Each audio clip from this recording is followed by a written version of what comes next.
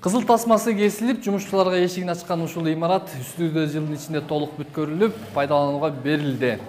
Имараттын курулушуна жалпысынан 14 миллион сомдон ашык каражат сарпталса, анын жарымы Арис тарабынан каржыланып, калган сумма жергиликтүү бюджеттен каралган.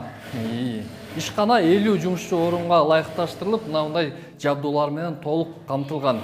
Бул жерде бир гана кийим тигилбестен, кол өнөрчүлүктү өнүктүрүү багытында да иштер жүргүзүлүп, кызга сеп даярдоо иштери да аткарылмакчы.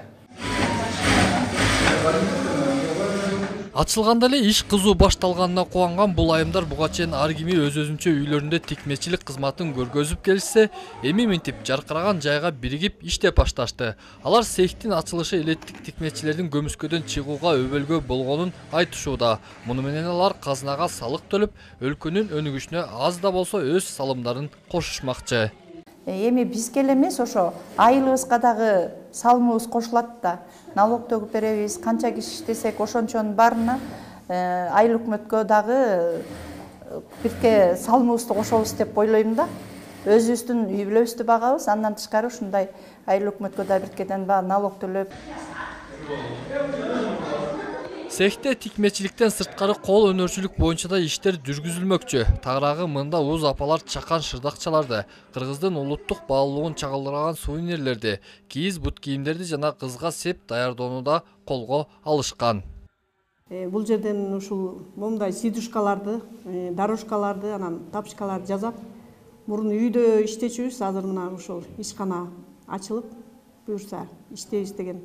Уздардын башын бириктирген ишкананын имаратын курууга 14 миллион 357 миң сом сарпталса, анын тең жарымына чукулун айылды инвестициялоо долбоору тарабынан каржыланган. Калганы Миңбулак айыл аймагынын бюджетинен жана өнүктүрүү фондунан каралган. Бул долбоордун негизги максаты элет жеринде жакырчылыкты жоюу жана туруктуу жумуш орундарын түзүү болуп эсептелет.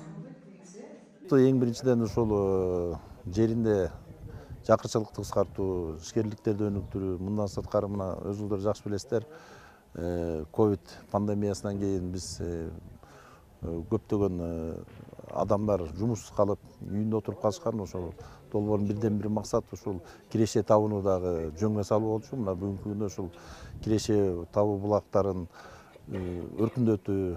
Ал эми ишканага тикмечилердин басымдуу бөлүгү айыл аймактагы аз камсыз болгон үй бүлөлөрдөн алынары мерчемделген.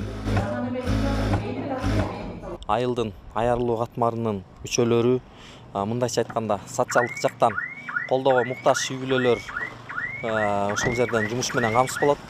Бул ишканада 50ге чейин жумуш орду менен камсыз болот.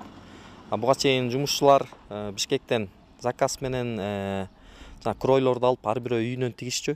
Эми азыр заказ алганга да ыңгайлуу болуп, ушул чакан ишканада 50 киши жумуш менен камсыз болот. Муну менен катар бул күнү аталган айылда буга чейин уюшулуп, иштеп келе жаткан курулуш мыктарын жана торлорду чыгарган чакан цех расмий түрдө ачылды. Ишкана 6 адамды жумуш орду менен камсыз кылса, жыл башынан бери 1 миллион 650 миң сомдук курулуш материалдарын өндүргөнгө жетишкен.